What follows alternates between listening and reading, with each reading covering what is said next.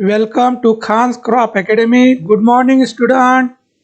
Hi, we are going to learn Standard 11 Agriculture, Science and Technology and Crop Science paper first.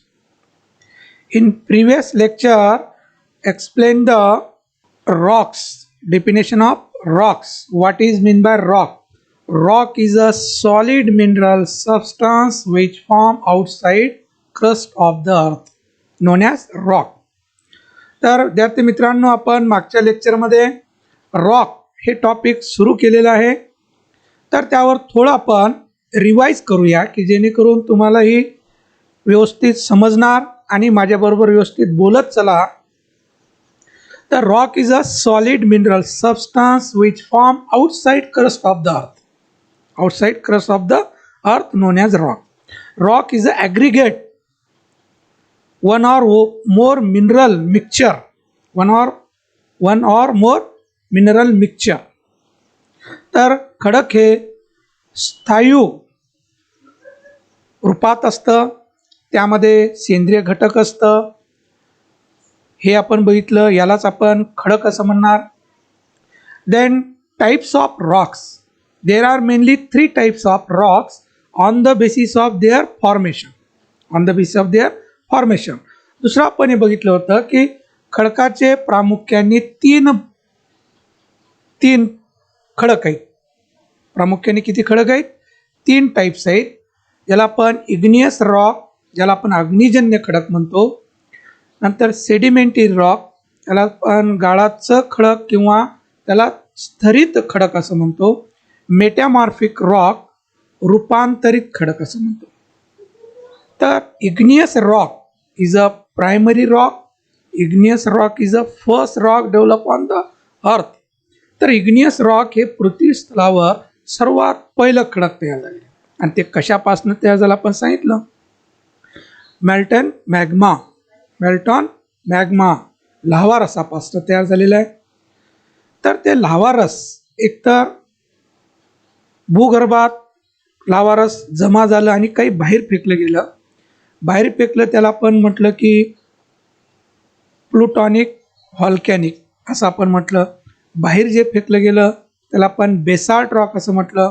आतमध्ये ज्याला उशीर लागला थंड होण्यासाठी त्याला आपण ग्रेनाइट असं म्हटलेलं आहे. तर इग्नियस रॉकचे कॉमन किती टाईप झाले? 2. Granite rock and basalt rock. तर या ग्रेनाइट रॉक आणि बेसाल्ट रॉकचे गुणधर्म आपण बघितले. ग्रेनाइट रॉक जे आहे हे big in size, various in crystalline, larger size of crystallization structure. कारण त्याला थंड होण्यासाठी वेळ लागलं म्हणून त्याचे क्रिस्टलाइन लार्जर साइजचे तयार झाले है ना. तर हे आपण इग्नियस रॉकचे काही गुणधर्म बघितले की त्यामध्ये इट डज नॉट लेअर. या इग्नियस खडकामध्ये लेअर नसतं, जॉईंट असतं, लेअर नसतं, हार्ड असतं असं म्हटलं आपण. It does not water absorb, कारण त्यामध्ये पार्टिकल नाहीत म्हणून पाणी ॲब्सॉर्ब करणार नाही. पोर स्पेस नाही त्याच्यामध्ये, पाणी ॲब्सॉर्ब करणार नाही. आणि फारच हार्ड स्ट्रक्चर असतं आणि लार्जर इन साईज असतं. फार मोठमोठे दगड असतात ते है ना. तर हे आपण इग्नियस खडकाबद्दल सांगतो आपण है ना. तर इग्नियस खडकाचे कॉमन 2 एक्झाम्पल आपण सांगितले, ग्रेनाइट अँड बेसाल्ट. तसं याचं वर्गीकरण on the basis of their silicon content. तर इग्नियस रॉकचे जे 2 उदाहरण आहेत हे कशावरून केले? त्यामध्ये असलेलं सिलिकॉनचा percentage. Granite is a acidic in reaction. It contains 65 to 75% silica. Then it also contains 20% aluminum, magnesium and lime. It is a light yellowish in color. हे आपण कशाचा गुणधर्म सांगितलं? ग्रेनाइटचं गुणधर्म सांगितलं की ग्रेनाइट हे ॲसिडिक इन रिॲक्शन आहे. यामध्ये 65-75% सिलिकाचं प्रमाण आहे. त्याचबरोबर 20% मॅग्नेशियम, ॲल्युमिनियम आणि लाईम आहे असं म्हटलं आपण. नंतर हे लाईट येलोइश कलर आहे, लाईट इन वेट आहे. असे ग्रेनाइटचं गुणधर्म आपण बघितलं. त्याबरोबरच बेसाल्ट जे खडक आहे याचा गुणधर्म काय म्हटलं आपण, it is a basic in reaction, it is also known as trap rock, it is also known as trap rock, it is also known as trap rock, आपण त्याला ट्रॅप रॉक म्हणतो. It is also called as Deccan plateau. तर it is commonly found in Deccan areas.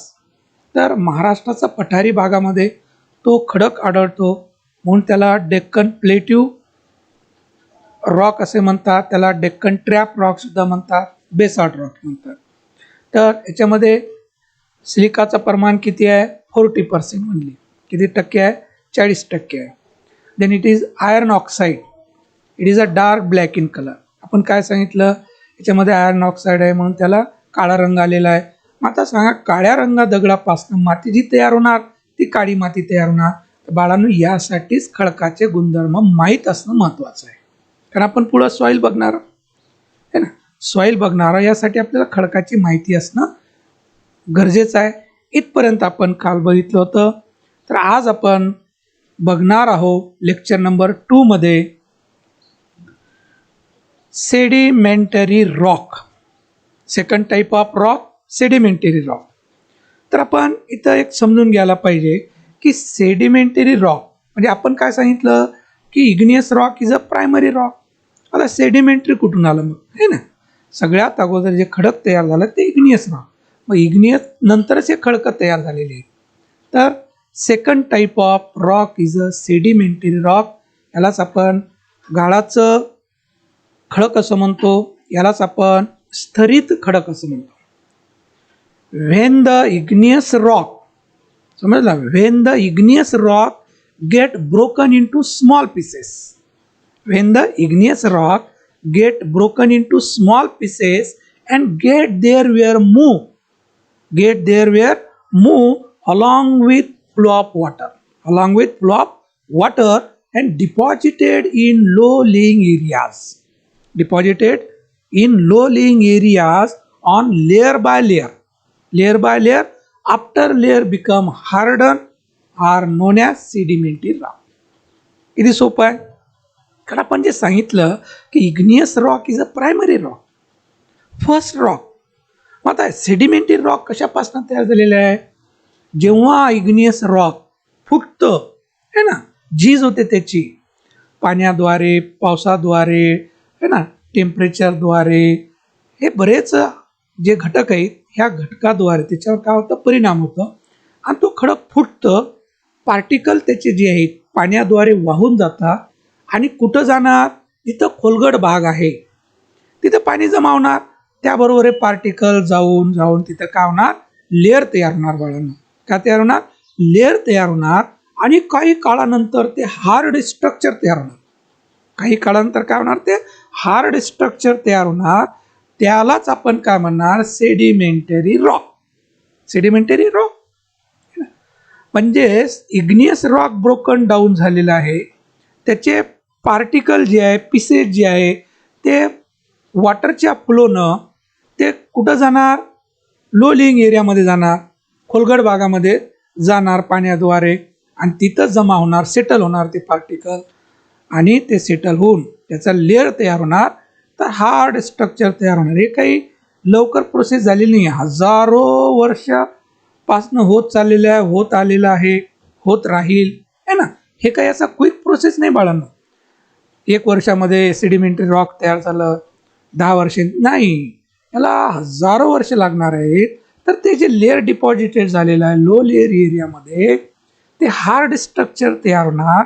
ते hard structure तयार झाल्यानंतर त्याला आपण काय म्हणणार, सेडिमेंटरी रॉक म्हणणार. काय म्हणणार त्याला, सेडिमेंटरी रॉक म्हणणार. तर हे जर समजलं तुम्हाला तर पुढचं त्याचे व्यवस्थित समजणार कॅरेक्टर वगैरे. काय झालेलं आहे, फुटलेलं आहे.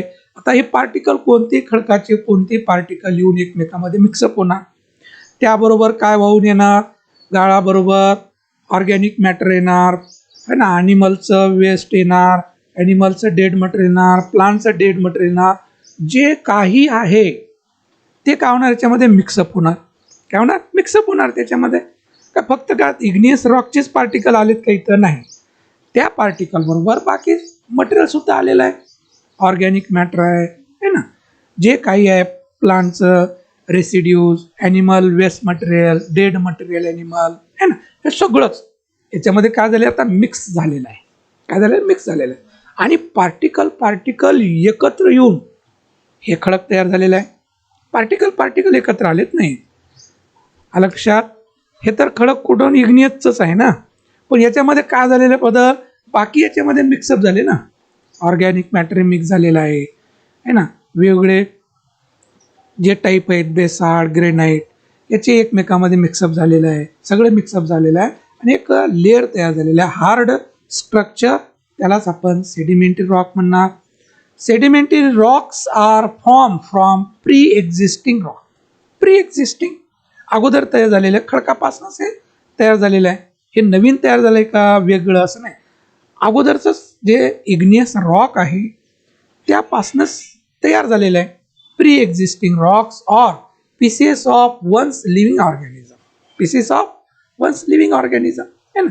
तर लिव्हिंग ऑर्गॅनिझमचं ही जे काही प्लांट आहे ॲनिमल आहे जे काही आहे रेसिड्यूज हे याच्यामध्ये मिक्सअप होणार आहे. They form from deposited that accumulate on the earth surface. हे काय होणार डिपॉझिट होणार, अक्युमुलेट होणार, जमा होणार. Sedimentary rocks often have distinctive layering or bedding है ना, डिस्टिंक्ट लेअरिंग आहे ना. आता हे जे 1 वर्षामध्ये तयार झालेलं त्याचं वेगळंच, नंतर दुसऱ्या वर्षी तिसऱ्या वर्षी तयार असं लेअर बाय लेअर असं तयार होत जाणार आहे ना, असं बेड तयार होऊ शकतं है ना, layer by layer. Okay, many of the pictures views of the desert south west show mesas and arches made a layered sedimentary rock. बऱ्याच पिक्चरमध्ये आपण बघतो शीन घेतलेलं असतं है ना, तर ते आपण इथं बघणार आहोत. याचं गुणधर्मी आपण बघूया. अगोदर हे पिक्चर बघूया, समजलं आता आलं नाही डोक्यामध्ये. तर ह्या पद्धतीनं हे डिपॉझिटेड झालेले आहे ना, आणि या पद्धतीनं हार्ड स्ट्रक्चरचं लेअर तयार झाले. यामध्ये कोणतेही मटेरियल येणार आहे ना, एकच राहणार आहे का, अनेक मिनरल मॅटर येणार, अनेक ऑर्गॅनिक मॅटर याच्यामध्ये येणार, वेगळ्या रंगाचे येणार, वेगळी मिनरल तयार होणार, वेगळे रंग तयार होणार. अशा पद्धतीचं हे खडक, याला स्तरित खडक म्हणतात. काय म्हणतात, स्तरित खडक किंवा गाळाचं खडक. तर या पद्धतीनं हे खडक. आता बेसाल्ट ग्रेनाइट असं होतं का, नव्हतं, त्यामध्ये अजिबात लेअर नव्हतं. म्हणून आपण बाळांनो टेक्स्टबुकमध्ये त्याचे कॅरेक्टर नसतानाही तुम्हाला समजून सांगितलं की हे समजण्यासाठी आहे ना. त्या खडकाचे गुणधर्म आपण जर बघितले तर या खडकाचे माहीत होणार आणि मातीचे गुणधर्म आपल्याला माहीत होणार. बऱ्याच वेळेला वाटलं असेल तर विदाऊट टेक्स्टबुक सर घेऊ लागले, नाही, सगळं बेसिक आहे, तुमच्या डोक्यामध्ये कसं घालायला पाहिजे त्या पद्धतीनं मी हे सुरू केलेल्या बाळांनो. हे टेक्स्टबुकमध्ये कॅरेक्टर वगैरे तुम्हाला मिळणार नाही, हे बेसिक आहे नॉलेज आहे ना. हे माहीत झालं तरच पुढचं तुम्हाला समजणार आहे. तर हे लेअर तयार होतं, ग्रेनाइट बेसाल्टमध्ये लेअर नव्हतं, जॉईंट होतं, आणि त्याच्यामध्ये प्युअरली मिनरल मॅटर होतं. तिथं ऑर्गॅनिक मॅटर होतं का, नव्हतं. तिथं पार्टिकल होते का, नव्हते. तिथं पाणी ॲब्सॉर्ब करत होतं का, नव्हतं. ते जर माहीत झालं आपल्याला तर याचे गुणधर्म आपल्याला माहीत होणार. समजलं ना. तर याचे गुणधर्म आता आपल्याला बघायचं आहे. सेडिमेंटरी रॉकचे characteristic, character of sedimentary rock. It contain many layer. हे बघा किती लेअर आहेत है ना, भरपूर लेअर आहे. Layer develop by many particles. आता हे जे लेअर तयार झालेले आहेत हे कशानं तयार झालेले असतील बाळांनो, पार्टिकल कण येऊन है ना. प्रत्येक घटक हे कणापासून बनलेला असतं, तर म्हणतो आपण केमिस्ट्रीच्या भाषेमध्ये. मग हे 2 कणामध्ये काहीतरी जागा राहणारच की नाही रिकामी, राहणारच आहे. किती जॉईंट झालं ते, तर काय राहणार आहे, पार्टिकलमध्ये जागा राहते, त्यालाच आपण पोअर स्पेस म्हणतो. कमी जास्त राहणार आहे, काहीच्यामध्ये जास्त असणार, काहीमध्ये कमी असणार. सपोज वीट बनवली आपण, मातीची वगैरे वीट बनवतेच नाही, तुम्ही बघता तुम्ही वीट, भिंती बांधण्यासाठी वीट माहीत आहे ना, हां, ब्रिक्स ज्याला म्हणतो आपण वीट. आता वीट हे जे आहे मातीचं काय ब्लॉक आहे ते आहे ना. मग आता पार्टिकल आलेच एकत्र, मग त्यामध्ये काही ना काही पोर स्पेस आहे, म्हणूनच ती वीट पाण्यामध्ये टाकल्याबरोबर असं बुडबुड येतात काही वेळपर्यंत, आणि ते जर काढलो आपण तर असं वजनदार बनते है ना. सपोज तसंच हे जे पार्टिकलनं हे लेअर तयार झालेलं आहे याच्यामध्ये काही ना काही जागा आहे, पोर स्पेस आहे. It is various in colour due to present of many mineral. आता कोणकोणते मिनरल आलेले आहेत, ऑर्गॅनिक मॅटर पण आलेलं आहे, मग त्या खडकाला वेगळं रंग आलेलं दिसतं आपल्याला. हे बघा कसा रंग आहे ना, रंगीबेरंगी खडक दिसणार आहे. काय दिसणार? रंगीबेरंगी. ग्रेनाइट आणि बेसाल्ट एकाच रंगाचे, वेगळं. ग्रेनाइट म्हटलं की येलोइश, लाईट येलोइश कलर म्हटलं, आणि बेसाल्ट म्हटलं की ब्लॅक कलर, असंच होतं है ना. एका खडकामध्ये एकच कलर होतं ना. आता या खडकामध्ये अनेक रंग येणार आहेत, अनेक रंग येणार, कारण की वेगवेगळं मिनरल मॅटर इथं येऊन डिपॉझिटेड झालेले आहे ना. तर मेनी मिनरल इट कंटेन पोर स्पेस. ह्याच्यामध्ये रिकामी जागा असते. पार्टिकल जॉईन होतं, रिकामी जागा असते. दोन पार्टिकल एकत्र आल्यानंतर त्यामध्ये काही ना काही जागा निश्चित रिकामी राहणार आहे. त्याला आपण पोर स्पेस, हे शब्द नेहमी पुढे येणार आहे. पोर स्पेस म्हणजे distance between two particle non as पोर स्पेस. दोन पार्टिकल मधली जी पोकळी जागा आहे, कॅपिलरी आहे, त्याला पोर स्पेस म्हणणार आपण. It absorb water. ते पोर स्पेस असल्या कारणानेच पाणी ॲब्सॉर्ब होते. आपण जे चुनखडी आणतो, चुना आणतो है ना,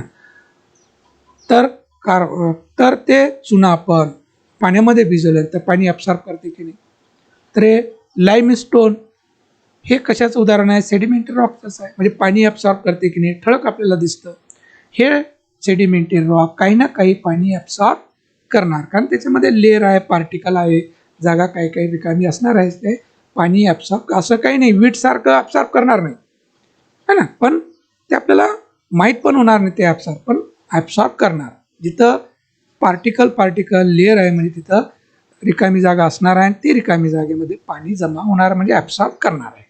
तर these are the characteristic of sedimentary rocks. मग आता समजलं सेडिमेंटरी रॉक कसं तयार झालं आहे ना, समजलं की नाही बाळांनो.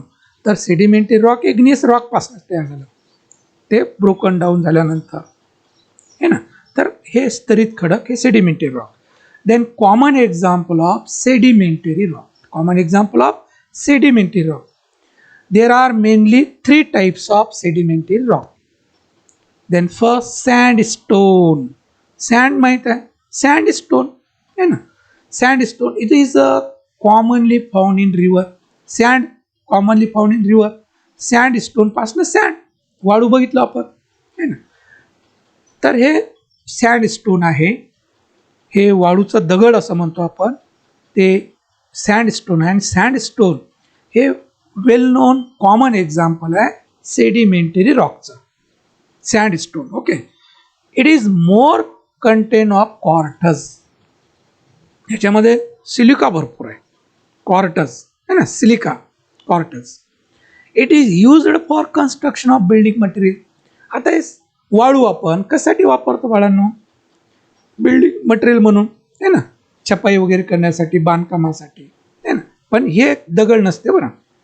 तर वाळू है ना, याचे दगडसुद्धा आता येऊ लागलेत तयार करून, जे बांधकामासाठी वापरत आहेत. तर लाईट वेट असणार, हे लाईट वेट असतं म्हणून बांधकामासाठी हे दगडसुद्धा वापरत आहेत. वाळू तर वापरतोच आपण, पण याचे दगडसुद्धा वापरत आहेत. विटासारखं ब्रिक्स बनवलेलं असतं. तर these are the sandstone. Next example of sedimentary rock, that is a shale. Shale is also very common example of sedimentary rock. Second उदाहरण काय म्हणत आपण? शेल. शेल हे सेडिमेंटरी रॉकचं कॉमन एक्झाम्पल आहे. It is found in large scale near Vijapur of Karnataka states. तर कर्नाटकामध्ये याच्या जे फरशी आणतो की नाही, पण तांडूर म्हणतो आपण, शाबादी फरशी वगैरे, जे फरशीचा टाईप जे आहे हे कर्नाटकमध्ये भरपूर त्याचे लादे आहेत. त्याचे तिथूनच आपल्याला भरपूर हे आपल्याला मिळतं. तर शेल जे आहे हे सेडिमेंटरी रॉकचं महत्त्वाचं एक्झाम्पल आहे. It is use as a flooring material. It is use as a flooring material. Flooring material म्हणून आपण याचा वापर करतो. तर फरशी वगैरे जी आहे ह्या फरशासाठी आपण याचा वापर करतो. तर याच्यामध्ये जास्तच लेअर आणि वेगळ्या रंगाचे असतात शेल. आणि थोडं नरम पण असतं. Next common example of sedimentary rock is a limestone. Limestone it is also well known example of sedimentary rock. Limestone चुनखडी आपण म्हणतो. आणि अगोदर भिंती वगैरे रंगवायचे त्या चुनखडीनं खेडे विभागामध्ये वगैरे, तर ते खदान लागायची चुनखडी, तिथूनच टोपले भरून आणायचे दिवाळीला कोणत्या सणाला. तर ते आहे limestone. It is used in manufacturing of cement. Cement बनवण्यासाठी सुद्धा हे वापरलं जातं. तर हे लाईमस्टोन आहेत. तर हे लाईमस्टोनपासनं हे फारच नरम असतं, पाण्यामध्ये डिझॉल्व्ह होतं आहे ना. चुना एक प्रकारचं काय चुनाच आहे. तर हे लाईमस्टोन. तर there are 3 common example of sedimentary rock. तर हे 3 एक्झाम्पल आहे कशाचे, तर सेडिमेंटरी रॉकचे. Then next third types of rock, metamorphic rock. Metamorphic rock, metamorphic rock यालाच आपण काय म्हणा, रूपांतरित. रूपांतरित रूप बदलतं याचं आहे की नाही, रूपांतरित होतं आहे की नाही. काय होतं, रूपांतरित. The igneous and sedimentary rocks undergo considerable change known as metamorphosis. Metamorphosis म्हणजे चेंज, त्याचं रूप बदलणे. रूप बदलणे. कीटकाचं रूप बदलतं, अंड्यामधून अळीचं प्युपाचं पतंग. आता पतंग आणि अळीमध्ये कोणाला सुद्धा ज्यांना माहीत नाही दाखविलं अळी आणि पतंग, तर कोण म्हणणार काही अळीपासनं पतंग तयार झालं. पतंग म्हणजे उडवण्याचं पतंग नाही, हां, जे आपलं कीटक बटरफ्लाय ज्याला म्हणतो आपण. बटरफ्लाय तुम्ही लहानपणी ते फिरला असा ना, त्याला धरण्यासाठी वेगळ्या रंगाचे बटरफ्लाय असतात आहे की नाही. तर ते बटरफ्लायची अंड्यामधून निघाल्यानंतर कोणत्या स्टेजमध्ये असते, अळी अवस्थेमध्ये असते. आता अळी अवस्था आणि ते बटरफ्लाय किती फरक आहे, चेंज झालं की नाही. अळीचं बटरफ्लायमध्ये रूपांतर झालं, याला काय म्हणलं जातं, मेटामॉर्फोसिस. एकदम चेंज होतं. तर मेटामॉर्फिक रॉक म्हणजेच काय की इग्नियस आणि sedimentary. Igneous granite basalt, sedimentary sandstone, limestone, shale. हे 5 उदाहरण झालीत की नाही. हे 5ही खडकाचं रूप बदलतं. काय होतं, रूप बदलतं, चेंज होतं. आणि ते चेंज जे झालेलं आहे त्या चेंजलाच आपण काय म्हणतो, metamorphism. Metamorphism is known as metamorphic rock. काय म्हटलं आपण, the igneous and sedimentary rocks undergo considerable change known as metamorphism. हे जे चेंज होतं त्याला मेटामॉर्फिसिस म्हणतात, मेटामॉर्फोसिस म्हणतात. And the rock form by metamorphism. या प्रक्रियेने, या प्रोसेसनं, या प्रक्रियेनं जे तयार झालेलं आहे metamorphism is known as metamorphic rock. तर हे जे चेंज झालेलं आहे इग्नियस रॉक आणि सेडिमेंटरी रॉक, त्यालाच आपण काय म्हणणार आहोत, मेटामॉर्फिक रॉक. जुने जे खडक आहेत त्याचंच रूप बदलणार आहे, नवीन खडक तयार होणार नाही, याचे गुणधर्म चेंज होणार आहे, त्यालाच आपण मेटामॉर्फिक नाव म्हणणार. म्हणून त्याला रूपांतरित खडक म्हटलेलं आहे. काय म्हटले, रूपांतरित खडक. The Metamorphosis is brought about by the action of water. मग कसं चेंज होणार आहे, त्याचं रूप कसं चेंज होणार आहे, काहीतरी त्याच्यावर ॲक्शन होईल ना, तरच ते बदल होणार आहे. तर कशाची ॲक्शन होतं, वॉटरची. त्यालाच म्हणतात hydrometamorphic rock. Heat, thermometamorphic rock. प्रेशरनं तयार झालेलं dynamometamorphic rock. Chemical active liquid and gases or by the combined action of all, आहे ना. आता ज्याचं ॲक्शन झालं तसं त्या खडकाला नाव दिलं आपण. पाण्यामुळं काय म्हटलं आपण, हायड्रोमेटामॉर्फिक. पाण्याद्वारे चेंज झालं, हायड्रोमेटामॉर्फिक म्हणणार. हीटद्वारे त्याच्यामध्ये बदल झालं, त्या खडकाला थर्मोमेटामॉर्फिक रॉक म्हणणार. प्रेशरनं झालं, डायनोमोमेटामॉर्फिक रॉक म्हणणार. आणि काही ॲक्टिव्ह केमिकल असतात, गॅसेस असतात भूगर्भात, त्यामुळं सुद्धा काय होतं, त्याचं चेंज होतं. Primary mineral matter to changes secondary mineral matter, किंवा primary mineral matter to the secondary mineral matter. असं मिनरल मॅटरमध्ये सुद्धा या ॲक्शनमुळे चेंजेस होतं. मग त्याचं काय होतं, रूप बदलतं पूर्ण. अगोदरचं जे कॅरेक्टर होतं त्याच्यापेक्षा वेगळे कॅरेक्टर त्याच्यामध्ये येतात. तर असं जे काही कंबाईन ॲक्शन ऑफ ऑल, तर हे एक एक नुसार सुद्धा चेंज होतं किंवा सगळ्याचंही त्याच्यावर ॲक्शन होऊन सुद्धा बदलतं. तर ते जे तयार होणार आहे त्याला मेटामॉर्फिक रॉक म्हणणार. These rocks are formed from the igneous and sedimentary rocks by the action of heat, high pressure, chemical active liquid and gases. तर शेवटी आपण त्याचा सारांश दिलं की these rocks are formed from the igneous and sedimentary rocks by the action of heat, high pressure, chemical active liquid and gases. तर igneous आणि sedimentary rock वरच हे ॲक्शन होते हीटची, हाय प्रेशरची, केमिकल लिक्विडची, गॅसेसची, आणि त्यामुळं त्याचं रूप बदलतं. ते नेक्स्ट रॉकमध्ये रूपांतर होतं आणि ते नेक्स्ट रॉक जे तयार झालेलं आहे त्याला आपण मेटामॉर्फिक रॉक असं म्हणणार. तर हे मेटामॉर्फिक रॉक या पद्धतीनं तयार होतं. तर आता हे मेटामॉर्फिक रॉकचे एक्झाम्पल कोणते कॉमन? तर common example of metamorphic rock, तर granite basalt rock is a igneous rock. तर हे तर दोन उदाहरणं कशाचे इग्नियस रॉकचे. Sandstone, shale and limestone, these are the example of sedimentary rock.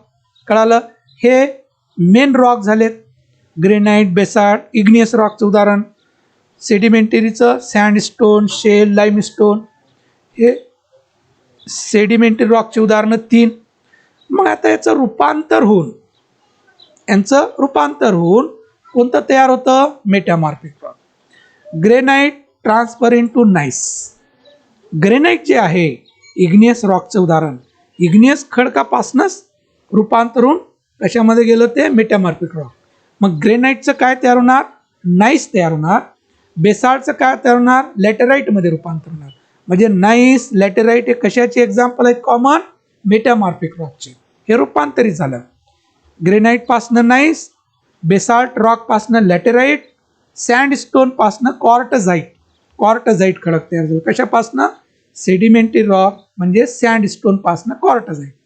Shells हे कशाचं उदाहरण आहे? सेडिमेंटरी रॉकपासनं स्लेट, जे आपण पाट्या वगैरे यायचे लिखाण करण्यासाठी, आता त्याची गरज नाही, आमच्या काळामध्ये पाट्या होत्या, पाट्यावर लिहित होतो, तर फारच सॉफ्ट असतं. तर शेलचं रूपांतर स्लेटमध्ये झालं. Slate is example of metamorphic rock. Limestone transfer into marble. तर these are the example of metamorphic rock. Gneiss, laterite, quartzite, slate and marble. These are the common example of metamorphic rock. तर आपण हे खडकं बघू आपण. हे nice कशापासून तयार झालं? ग्रेनाइटपासून नाईस. तर असं त्याचं रूप बदललं. ग्रेनाइट खडक वेगळंच होतं, त्यापासून तयार झालं नाईस. हे नाईस असं. हे नाईस कशाचं उदाहरण आहे? मेटामॉर्फिक. नेक्स्ट, बेसाल्टचं काय रूपांतर झालं? लॅटेराईट. बेसाल्ट जे खडक आहे ते इग्नियस रॉक आहे आणि त्याचं रूपांतर कशामध्ये? लॅटेराईटमध्ये झालं. लॅटेराईटमध्ये झालं बघा हा खडक आहे ना, याच्यापासनं हे बांधकामासाठी असे दगड तयार करतात. कर्नाटकामध्ये हे भरपूर खडक बघायला मिळतं. हे आहे लॅटेराईट रॉक. कोणतं? लॅटेराईट. आणि त्यापासनं तयार झालेली जमिनीला आपण काय म्हणणार? लॅटेराईट सॉइल. या खडकापासनं जी तयार होणार जमीन त्याला काय म्हणणार आपण? लॅटेराइटिक सॉइल. लक्षात. म्हणून खडकाचे गुणधर्म माहीत असणं महत्वाचं आहे. नेक्स्ट, सँडस्टोन पासनं काय तयार झालं? क्वार्टझाईट. सँडस्टोन पासनं रूपांतर कशामध्ये झालं? क्वार्टझाईट. हे क्वार्टझाईट आहे. काय आहे? क्वार्टझाईट आहे ना. तर हे क्वार्टझाईट आहे ना. तर हे खडकं वगैरे सगळं म्हणजे आपण सँडस्टोन जे आहेत खडक हे सगळं फ्लोरिंग म्हणून आपण वापरतो. तर वेगवेगळ्या रंगाचे, आज मार्बल वगैरे वेगळ्या रंगाचे आहेत नाही, क्वार्टझाईट आहे. काय? क्वार्टझाईट.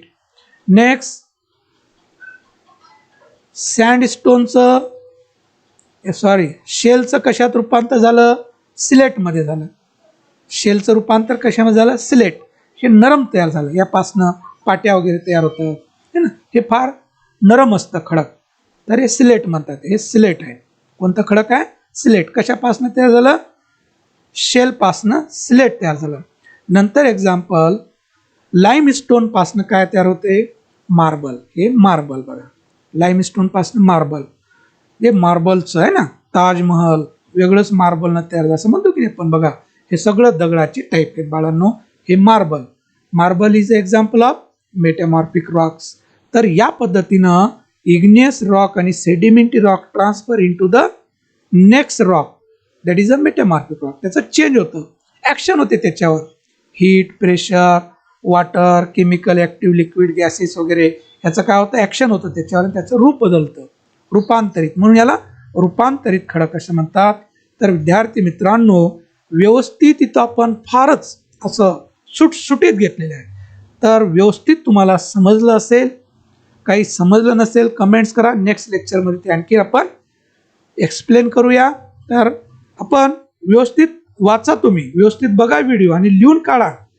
आणि नेक्स्ट व्हिडिओमध्ये आपल्या आणखी मागचं समरी घ्यायचं आपल्याला शॉर्टमध्ये 5 मिनिटामध्ये मागचं आपण रिवाईज करत जाऊ की जेणेकरून मागचं तुमच्या डोक्यामध्ये व्यवस्थित प्रकाश पडणार. तर अगदी व्यवस्थित आपण एक्झाम्पल सहित आपण घेतलेलं आहे. तर विद्यार्थी मित्रांनो आपण थांबूया. थँक्स. जय जवान जय किसान.